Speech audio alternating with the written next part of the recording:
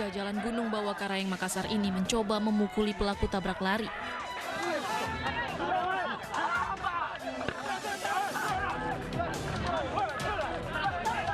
Pelaku berusaha melarikan diri dan sempat menyenggol pengendara sepeda motor di Jalan Sultan Alauddin. Pelaku juga menabrak dua pengendara sepeda motor lainnya dan pengemudi ojek online.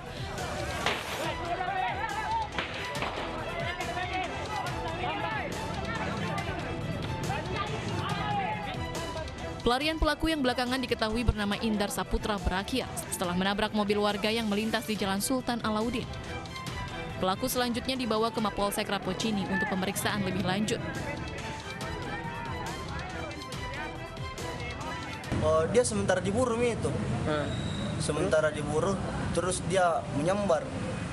Iya, keras sambarannya, jadi saya terpental Kak ke kiri, masuk di becak, masuk lagi di bawah mobil. Terus? Iya, untungnya itu mobil singgah juga. Jadi kita sempat kejar juga ini? Iya, saya kejar Pak, karena keadaan motorku hancur gitu. Hingga dini hari tadi, polisi masih memeriksa pelaku. Menurut pengakuannya, pelaku lari karena saat akan turun ditodong dengan badik.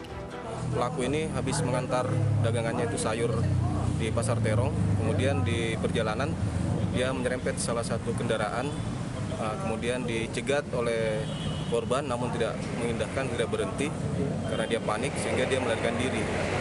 Dalam perjalanannya tersebut dari Pasar Terong sampai ke Alauddin itu ada 3 unit kendaraan roda 2 yang sempat dia tabrak.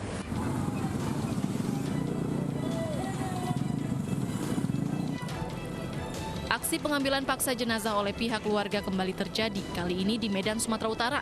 Pihak keluarga tidak terima jenazah disebut pasien berstatus PDP COVID-19. Perdebatan antara petugas dan puluhan anggota keluarga pun tak terhindarkan. Agar tidak terjadi kericuhan, pihak berwajib akhirnya membiarkan pihak keluarga membawa jenazah dengan menggunakan angkutan umum ke rumah duka.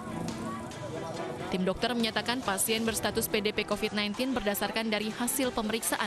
Tim Liputan iNews melaporkan.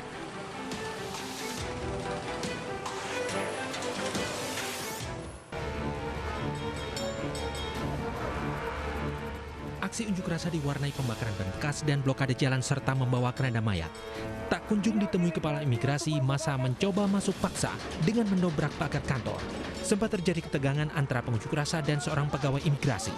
Unjuk rasa penolakan masuknya tenaga kerja asing terus disuarakan oleh berbagai elemen di Kota Kendari, Sulawesi Tenggara. Aksi unjuk rasa ini dilakukan kelompok pemuda dan mahasiswa di depan kantor imigrasi Kendari. Pengunjuk rasa meminta Kepala Kantor Imigrasi Kendari menunda kedatangan ratusan TKA gelombang ketiga pada 7 Juli 2020. Komitmennya untuk sama-sama menunda kedatangan 500 TK, meskipun sampai hari ini kita kecolongan sudah 2 kloter yang masuk. Massa mengacam jika aksi mereka tidak dipenuhi, maka pengunjuk rasa akan kembali datang melakukan unjuk rasa dengan jumlah massa yang lebih banyak. Dari Kendari, Sulawesi Tenggara, Febriono Tameng, iNews melaporkan. Kita sama-sama mendengarkan apa yang menjadi tuntutan kita. Saat ini, Vox Populi, Vox Dei, suara rakyat adalah suara Tuhan. Mereka sudah sesuai prosedur. Mereka tiba tadi malam, kami belum pegang paspor mereka.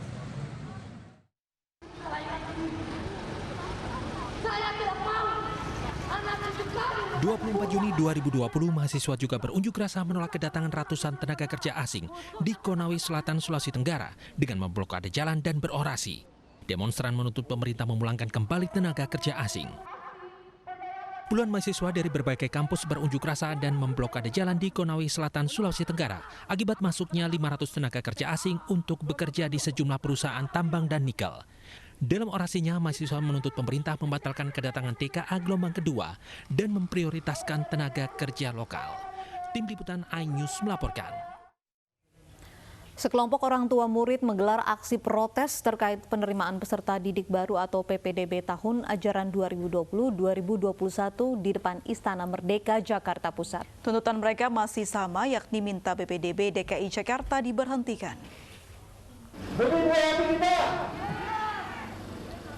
Berbagai macam atribut hingga poster bertuliskan aksi protes terkait sistem PPDB DKI Jakarta dibawa oleh sekelompok orang tua murid yang mengatasnamakan dirinya relawan PPDB DKI di depan Istana Merdeka Jakarta Pusat Jumat siang.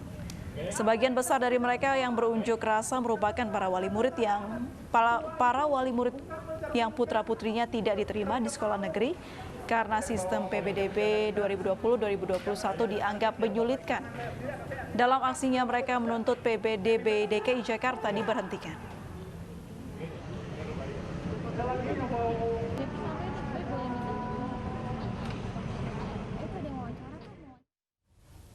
Dan untuk mengetahui kondisi terkini protes terkait penerimaan peserta didik baru, sudah ada rekan kami Baby Kristami di depan Istana Merdeka Jakarta.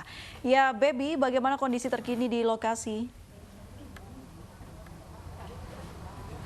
Selamat sore Usia, April dan juga pemirsa. Demo lanjutan terkait penerimaan peserta didik baru DKI 2020 ini masih berlangsung pada sore hari ini. Dan memang ini dilakukan dari pukul 1 siang waktu Indonesia Barat tadi di tempat saya melaporkan saat ini, yaitu Monumen Nasional di seberang Istana Merdeka. Dan diketahui sebelumnya memang ini sudah dilakukan protes terkait PPDB 2020 di depan Balai Kota yang dimana sudah dilakukan 5 kali, namun aspirasi mereka ini tidak membuahkan hasil. Tadi kami juga mengetahui dari demonstran bahwa tuntutan mereka atau harapannya adalah dari aksi protes ini PPDB DKI 2020 dapat dibatalkan, lalu sistem usia dalam jalur zonasi ini dapat dihapuskan karena ini diakui menghambat penerimaan peserta didik baru, khususnya mereka yang hanya mampu mendaftarkan anaknya di sekolah negeri, dan bahkan prestasinya pun diakui bahwa mumpuni untuk masuk ke sekolah favorit tersebut, namun tidak dapat masuk atau mendaftar di sekolah tersebut dikarenakan adanya sistem zonasi yang malah menghambat penerimaan peserta didik baru. Dan lalu tadi kami juga melihat demonstran membawa spanduk dan juga poster-poster yang bertuliskan batalkan PPDB DKI 2020, tidak direvisi namun benar-benar dibatalkan dan diulang kembali begitu.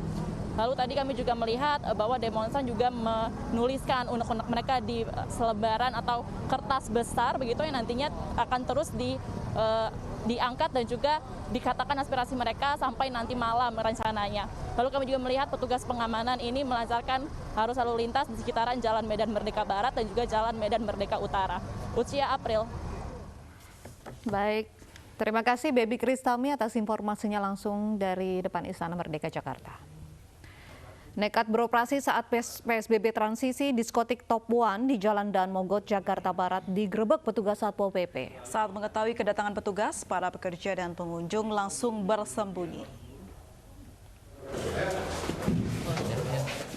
Petugas Satpol PP memeriksa setiap lantai dan ruangan di dalam diskotik Top One di Jalan Daan Mogot, Kebonceruk, Jakarta Barat. Saat mengetahui kedatangan petugas, para pekerja diskotik Top One langsung mengunci pintu belakang diskotik dan para pengunjung bersembunyi di lantai paling atas. Pekerja yang sebagian besar wanita dan pengunjung diamankan dalam penggerebekan ini.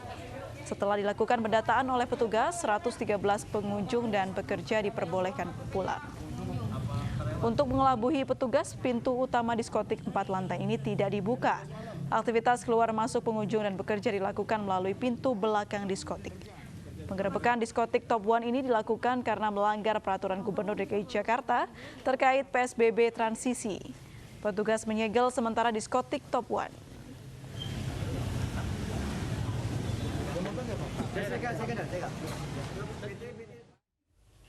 Pemirsa, polisi menangkap 2 mantan pegawai kedai kopi yang mengintip pelanggan melalui CCTV. Polisi tengah mendalami motif keduanya.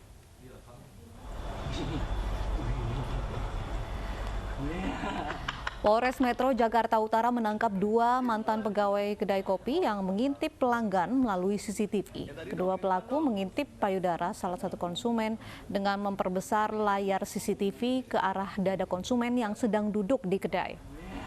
2 pelaku yang masih berstatus sebagai saksi tengah menjalani pemeriksaan di Polres Metro Jakarta Utara. Polisi tengah menggali keterangan dan motif keduanya. Pelaku terlacak setelah sebelumnya Polsek Tanah Abang meminta keterangan dari kantor pusat kedai kopi. Dari hasil pemeriksaan, peristiwa terjadi pada 1 Juli 2020.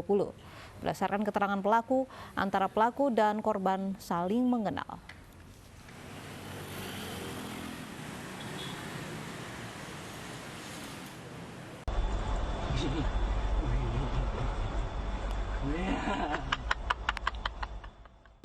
Memang sudah kita amankan ya 2 orang. Polres sementara masih ditangani oleh Polres Jakarta Utara. Ya memang kemarin kan ada viral di salah satu perintis serbak di daerah mana? Sunter. Yang kedua inisialnya K, umurnya sekitar 20 tahun. Sekarang masih kita lakukan pemeriksaan, kita klarifikasi karena memang masih penyelidikan. Ya. Kita masih mencari motif daripada kedua orang tersebut. Keterangan awal menyampaikan bahwa memang dia juga mengenal ya, korban ini dia kenal, kemudian dia zoom, bahkan salah seorang dari kedua ini memang Dan untuk mengulas kasus pelecehan seksual di kafe melalui kamera pengintai sudah bergabung bersama kami Reskrim Polres Jakarta Utara Kompol Widanto, Hadi Wicaksono dan juga Ketua Komnas Perempuan Andi Yentriani. Selamat sore, Assalamualaikum. Baik, saya ke Waalaikumsalam, Mbak Futsia. Baik, waalaikumsalam. Saya ke Pak Wirdanto dulu. Pak, apakah kedua pelaku yang ditangkap sudah dinaikkan statusnya menjadi tersangka, Pak, atau masih saksi? Oke, jadi setelah kami mengamankan 2 oknum karyawan dari gerai es tadi, untuk saat ini kami sudah meningkatkan status sebagai tersangka 1, yaitu pelaku DD. Ini yang mengoperasikan CCTV tersebut atau yang merekam? Jadi pelaku DD adalah orang yang menyiarkan atau mengupload gambar tersebut ke dalam Instagram miliknya. Baik, benarkah antara korban dan juga pelaku ini saling mengenal, Pak? Ya, untuk pelaku dengan korban, jadi sebenarnya saksi yang mengenal atas nama saksi KH ini yang mengenal korban dengan inisial VA yang merupakan pelanggan reguler dari gerai es tersebut. Jadi mereka pada prinsipnya memang sudah berkenalan, namun demikian dari saksi KH ini rupanya dikenal oleh karyawannya di sekitar gerai tersebut tuh sepertinya cukup dekat dengan korban, sehingga mereka akhirnya mencoba untuk mencandai dari saksi KH ini yang akhirnya berkelanjutan dari terjadinya sebuah insiden tersebut. Baik, Pak Wirdanto, ada alasan lain Pak dari pelaku kenapa melakukan hal tersebut, Pak? Ya, untuk TSKDD ini motif utamanya adalah tentunya adanya iseng dan mencandai dari saksi KH saja. Jadi tidak ada niat apapun terkait masalah mungkin hal-hal yang mungkin di luar dari pemikiran dari TSKDD ini. Namun demikian akibat dari tindakannya dengan memposting di medsos itu akhirnya berbuah kepada tindak pidana. Berarti bukan pertama kali terjadi ya Pak ya? Sudah pernah sebelumnya? Untuk TSKDD ini baru melaksanakan kali ini saja berdasarkan pengakuannya. Pak, untuk kedua pelaku ini posisi pekerjaannya apa Pak di kedai kopi tersebut? Ya, untuk saksi KH dengan TSKDD ini pekerjaannya adalah seorang barista di gerai es tersebut. Dua-duanya barista. Mengapa ia bisa sampai mengakses CCTV Pak? Mengingat seharusnya tidak semua orang bisa mengakses CCTV untuk kepentingan keamanan. Ya, berdasarkan olah TKP yang kami lakukan di gerai es tersebut, rupanya untuk back office yang ada di gerai es tersebut itu dapat diakses oleh semuanya.